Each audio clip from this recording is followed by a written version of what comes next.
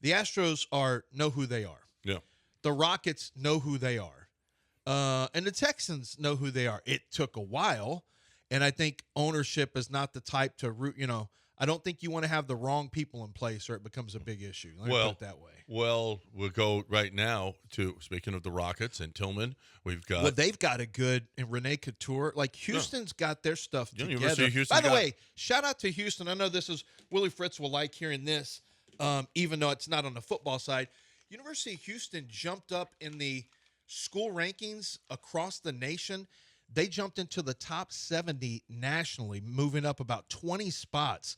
For academics. For academics for public schools. And their goal is to get into the top 50. And they're ahead of Baylor, SMU, TCU.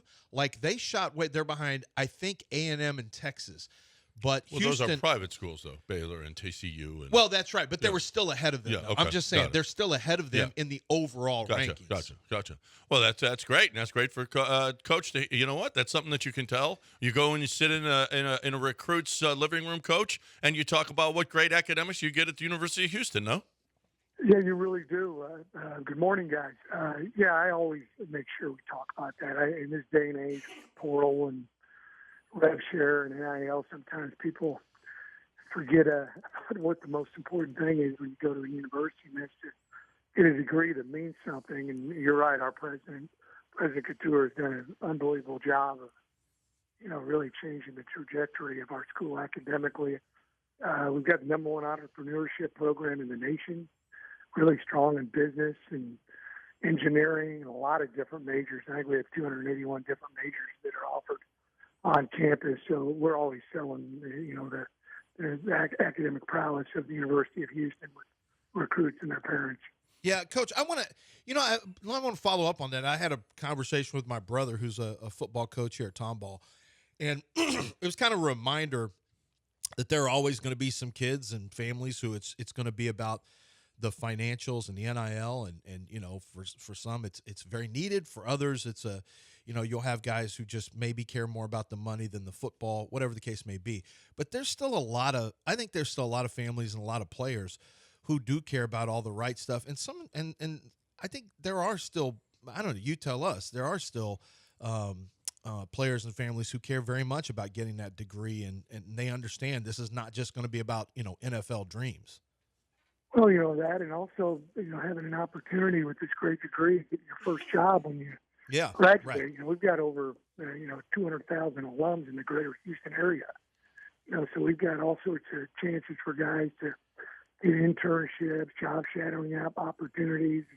I sell the heck out of that too, so that the guy, during his junior and senior year, he's going to have a chance to, see if that's something he's really interested in. I had a kid last summer. He was job shadowing a real estate guy, and because he wanted to be, get into real estate. And one of our alums here from the University of Houston, and after he'd done it for about 3 weeks, he's like, "Man, I did not want to do that. That was a waste of time." I said, "No, it wasn't. It was a really valuable time.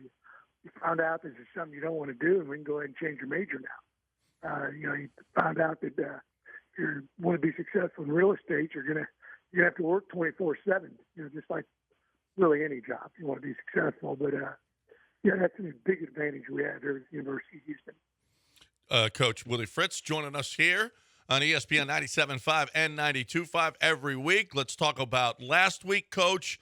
It started out, the OSU got the early lead. You guys come right back. What I loved, you got 8-play drives, 7-play drives, 11-play drives. You had time of possession. You really controlled that football game, Coach. Yeah, we really did a good job of converting, on some third down situations, which we had trouble with the week before. I thought we had a really good run game. We always talk about winning the run game. We dominated that area against Oklahoma State. And then we had, threw for over 300 yards. I thought Connor Wigman had one of his better ball games. Offensively, I thought we played really well overall. Yeah, it's almost like that in boxing, the and it's always been like this for the run game. The run game is the body work. It's going to the body and it's wearing an opponent down over the long haul. It feels like you're pretty committed to that on a regular basis. You did it at Tulane. You look at Dean Connors' carry total, and you see a commitment to running the football and kind of beating the opponents. And that happened over the second half against Oklahoma State. You could really see it manifest itself. You bet. I like that analogy. I may have started using Use it, Coach. Use it. I'll give you credit. My dad actually gave that when he also told me pass protection for tackles is basketball and boxing. You're throwing hands, you're sliding your feet like basketball. He said it's as simple as sliding in basketball to stay in front of the man and throwing independent hands like a boxer. So I just use what he says sometimes. That's good. He taught you well. Yeah. I thought Dean really played well. Second half, had an unbelievable catch. One of the better catches I've seen. It was unbelievable, Coach. And I hope it made the. It's a candidate for catch of the year. No, it was something else. But and they told us we submitted that play too. We thought there was interference from the linebacker as well, and they said they should have probably called it as well. But he had a great game. He's 210 pounds. He might be the fastest guy we have on our team. And he's real smart. He's assignment sound. He doesn't make very many mistakes. You probably count it on one hand, any missed assignments he's had so far this whole season, So that's a attribute that sometimes we don't recognize enough with football players. You got to do the right thing. There's so many moving parts out there with, fronts and coverages and what your responsibility is going to be. And, then we check plays quite frequently, and he's a really smart football player, and we're lucky to have him.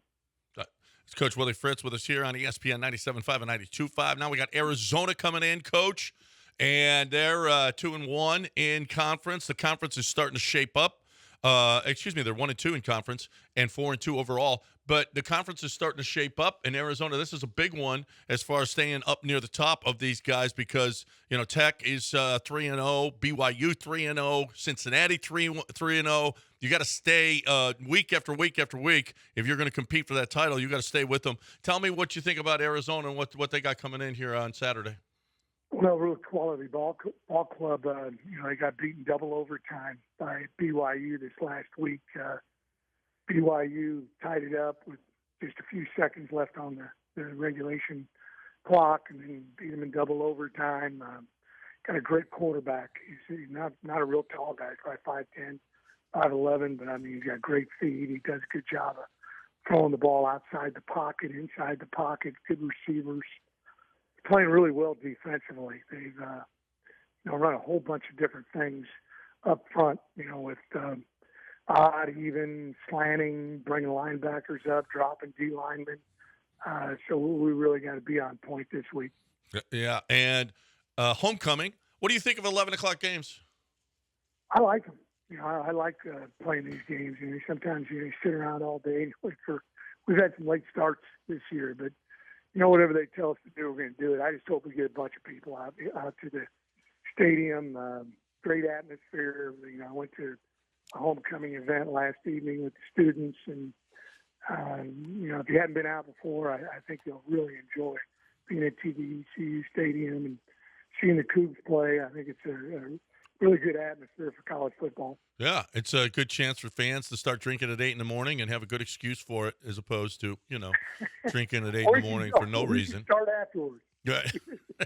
Well, let's go. Everybody get on out there. We got tickets to give away. We've got a bunch of tickets, so we're giving them away on every show here this week. We want you guys out there. It's homecoming. Arizona coming in. Hey, listen, last game, Texas Tech, that was fun. Had that the whole side of the state. I know Texas Tech had a bunch of fans there, but the Cougs showed out.